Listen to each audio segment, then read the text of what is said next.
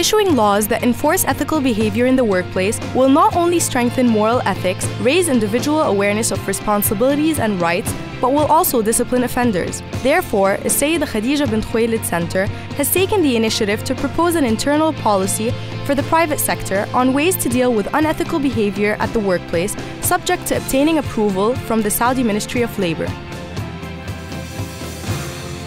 This policy shall apply to all communications between concerned parties within the entity, whether they are employers, partners, board members, management, employees, clients, trainees, suppliers, or job seekers. Punishable by this policy, any word, physical conduct, sign, gesture, allusion, or expression that shows desire of indecent behavior or discriminates against others, whether the method used is by text message, verbally, electronically, action-oriented, by phone, jokingly. It is considered as unethical behavior for anyone to blackmail, threaten, bargain, or lure, be it through the use of money, spreading rumors, dismissal, or promotion. When a meeting is held between two people, a man and a woman, from any of the establishment's concerned parties, isolation must be avoided by ensuring the office space exposes the inside view or by leaving the door open. They should avoid meeting in a closed space area away from others' view.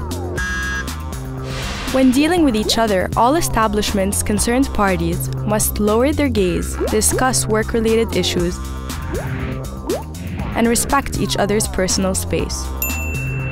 They should also avoid intruding into personal matters and avoid invading each other's personal space. All establishments' concerned parties shall wear the national or professional work attire in the workplace. They must avoid non-traditional and unprofessional work attire. In regards to women's work attire, it must be modest, non-transparent, loose clothing, and have a head cover. And it must not be fitted, transparent, or non-modest, or without a head cover. The employer must take all necessary precautions and measures to establish a work environment that avoids isolation between a man and a woman, and must establish effective internal policies that promote a harassment-free work environment by defining the acts that constitute unethical behavior as shown in Article 2 and 3 of this policy. Adopt procedures for filing complaints. Must have all concerned parties sign an acknowledgement of receiving a copy of the policy. Provide annual training to promote ethical conduct. Create an internal anti-work harassment committee consisting of a minimum of 3 members with at least 1 female member. If an internal member of the entity's concerned party is subjected to harassment by an external member of the entity's concerned party, then the establishment shall handle the case on behalf of the harassed person with the legal authorities. Committee procedures for processing complaints. All committee members must be bound to the utmost confidentiality regarding all that pertains to the case. A member shall be prohibited from attending or dealing with the case if they are part of the complaint or their relatives or direct boss or direct subordinate. The complainant may choose to submit the complaint either to the relevant court of law or the internal committee. If the complaint is submitted to a court of law, the internal committee shall freeze its decision pending a decision from the judicial court. During the investigation, the accused and the complainant must be separated.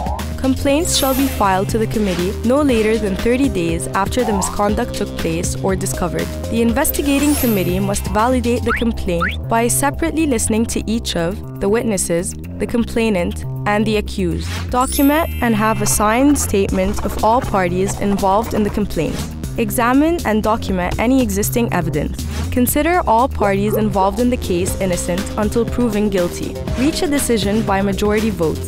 If the committee finds the accused guilty, the committee shall inform the accused in writing of its decision, including the penalty, which must be executed within 30 days. In the event the accused fails to attend without a compelling excuse, receives a written warning, suspended without pay, dismissed from work, the complaint shall be considered a malicious complaint. When it is intended for illegitimate reasons or to harm the accused shall present compelling evidence to prove the falsehood of the complaint.